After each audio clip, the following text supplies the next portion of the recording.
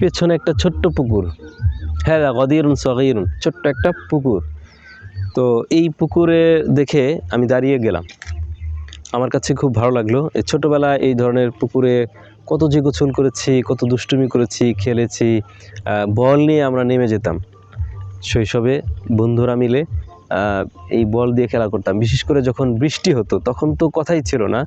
ছোটোবেলায় কথা এখন খুব মনে পড়ছে যে যখন বৃষ্টি পড়তো, টোপাটোপ বৃষ্টি, ঝুমঝুমাঝুম বৃষ্টি পড়তো, বন্ধুরা মিলে একটা ফুটবল নিয়ে দৌড়ে চলে যেতাম এই ধরনের কোনো একটা ডোবার কাছে, কোনো পুকুরের কাছে। সেই পুকুরের ভিতরে নামতাম, বন্ধুরা মিলে হই হুল্লোড় করতাম, খেলতাম, আনন্দে মেতে থাকতাম। সেই শৈশবের চিত্রগুলো এখন খুব মনে পড়ছে। এখন মিস করি যে সেই সুদূর শৈশব তো আর জীবনে ফিরে আসবে না। মানুষের জীবনটা কত সংকীর্ণ, কতটা অদ্ভুত, কতটা বৈচিত্র্যময়। মনে হয় যে এই তো সেদিন ছোট্ট ছিলাম, শৈশব যেন চোখের পলকে হারিয়ে গেল। আমার সেই সুদূর শৈশব কি আর জীবনে কখনো ফিরে পাবো? শৈশব কি আর কখনো ফিরে আসবে? না, আসবে না। শৈশবটাকে যদি আবার ফিরে পেতাম, কি যে আনন্দ হতো। আবার সেই ছোট্টবেলার মাঝে হারিয়ে যেতাম, ঘুরতাম ফিরতাম, আনন্দ হই হুল্লোড় করতাম।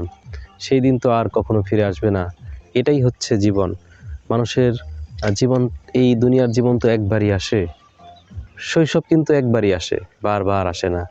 মানুষের কৈশোর, শৈশব, মানুষের জীবনের মুহূর্তগুলো একবারই আসে, কখনো সেটা দ্বিতীয়বার ফিরে আসে না। আজকের এই যে এখন আজকে হচ্ছে শুক্রবার, তো আজকের এই শুক্রবারটা আমার জীবনে আর আসবে না, আপনার জীবনে আর কখনো আসবে না। আগামী সপ্তাহের যে শুক্রবার সেটা কিন্তু আসবে, এই শুক্রবার না, সেটা আগামী সপ্তাহের শুক্রবার। আজকের এই তারিখের শুক্রবারটা জীবনে কখনো আসবে না। দেখুন, এই যে প্রতিদিন সূর্য ওঠে, সকাল হয়, দুপুর হয়, বিকেল হয়, সন্ধ্যা গড়ায়, রাত আসে, এই যে দিনের যে পরিক্রমা, এটা কিন্তু সারা জীবনই হচ্ছে, সেই হাজার হাজার বছর ধরে হচ্ছে কিন্তু সেই দিনের নতুন করে দিন হচ্ছে, সেই আগের দিনটা কিন্তু কখনোই আসছে না। এটা হচ্ছে 2025 সাল। 2024 কিন্তু আমাদের জীবনে আর ফিরে আসবে না। এই জন্য আমাদেরকে কি করতে হবে? প্রত্যেকটা সময়কে, প্রত্যেকটা মুহূর্তকে কাজে লাগাতে হবে। আল্লাহ তাআলা যে ইসলামের বিধান দিয়েছেন সেগুলোকে মানতে হবে, আল্লাহকে সন্তুষ্ট করতে হবে, তাহলেই জীবনটা সুন্দর হবে, রঙিন হবে। তো এখন এই যে পেছনে একটি গাছ, আপনার একটা এই যে ক্ষেত, এই ক্ষেতের মাঝে এটা কি জানি না, দেখতে খুবই সুন্দর লাগছে, কিন্তু এটা কি গম? সম্ভবত গম হতে পারে। সুন্দর একটি দৃশ্য। ওই তো দূরে দেখা যাচ্ছে ধান গাছ, ওই তো তাল গাছ। ছোটবেলায় আমরা তাল গাছ নিয়ে কত কিছু পড়েছিলাম, তাল গাছ নিয়ে একটি কবিতা পড়েছিলাম না? সেই কবিতাটি হচ্ছে, ওই দেখা যায় তাল গাছ, ওই আমাদের গা, ওইখানেতে বাস করে কানা বগির ছা। ছোটবেলায় এই কবিতাগুলো পড়তাম আর আনন্দে উল্লাস করতাম। জীবনের সত্যি জীবনটা কত ক্ষুদ্র, কতটা ছোট্ট। এই ছোট্ট জীবনে আমাদের কত সুখ আসে, দুঃখ আসে, আনন্দ, বেদনা, কত কিছুই আসে, তাই না?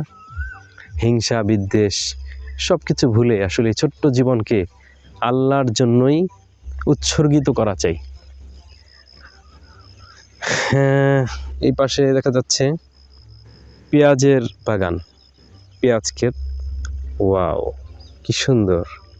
আমি আসলে এই পেঁয়াজ ক্ষেতগুলো দেখতে আমার ভালো লাগে। একটু হাত দিয়ে স্পর্শ করি, এই তো পেঁয়াজের গাছগুলো আসলেই দেখতে সুন্দর লাগে। ধান গাছ। প্রিয় দর্শক, আমি একেবারে ক্ষেতের মাঝখানে আছি।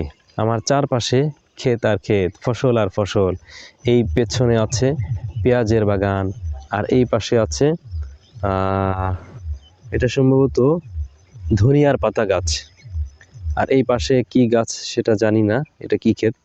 আর পেছনে সরি, সেটা আমি ধান গাছ মনে করেছিলাম, সেটা ধান গাছ না, সেটা হচ্ছে সরিষা বাগান, সরিষার ক্ষেত, সরিষার ফুলগুলো যদি থাকতো আরও সুন্দর লাগতো। উপর দিয়ে পাখিগুলো যাচ্ছে, একটু পর সন্ধ্যা নেমে আসবে। অনেকটা সময় কাটালাম এই ফসলি জমির মাঝে, খুবই আনন্দ লাগছে। আমার প্রিয় দর্শক যারা আমাকে দেখছেন, তারা আপনারা এই ফসলি জমি পছন্দ করেন কিনা তারা আমাকে কমেন্টে জানাবেন প্লিজ। আমি কিন্তু এই সবুজগুলোকে খুব ভালোবাসি। গ্রামের কৃষকদেরকে আমি সম্মান করি, শ্রদ্ধা করি, ভালোবাসি। তারা কত কষ্ট করে, পরিশ্রম করে আমাদের জন্য কাজ করেন। তারা কষ্ট করেন, কাজ করেন, এই জন্যই কিন্তু আমরা খেতে পাই। আমরা কিন্তু কাজ এগুলো করতে পারি না, কষ্ট করতে পারি না। সারা দুনিয়ার সমস্ত কৃষক ভাইয়েরা যদি কাজ বন্ধ করে দেয়, তারা যদি ধান উৎপাদন না করে, পেঁয়াজ উৎপাদন না করে, রসুন উৎপাদন না করে, এরপর শাক সবজি যদি উৎপাদন না করে, তাহলে আমরা কোথা থেকে খাবো? একটু ভাবুন। অন্তপক্ষে এই চিন্তাটা করে কৃষক ভাইদের প্রতি সম্মান, শ্রদ্ধা কিন্তু আসা চাই। এই যে পাশটাতে দেখতে পাচ্ছেন, এটা হচ্ছে লাউ গাছ। ওয়াও, কি সুন্দর! আমি আপনাদেরকে একটু দেখাই। লাউ বাগান, কতগুলো গাছ, সবুজ গাছ। প্রিয় দর্শক, আমি আপনাদেরকে যেই দৃশ্যটি দেখাচ্ছি, সেই দৃশ্যটি আসলেই অত্যন্ত মনোমুগ্ধকর দৃশ্য। গ্রামে আসলে এই দৃশ্যগুলো আমি খুব মিস করি যখন শহরে চলে যাই। আপনারা যারাই গ্রামে আসবেন, মনোমুগ্ধকর দৃশ্যগুলো অবলোকন করবেন, উপলব্ধি করবেন, দেখবেন, ভালো লাগবে ইনশাআল্লাহ। ভালো দেখবেন সবাই। আসসালামু আলাইকুম রহমতুল্লাহি ওয়া বারাকাতুহু।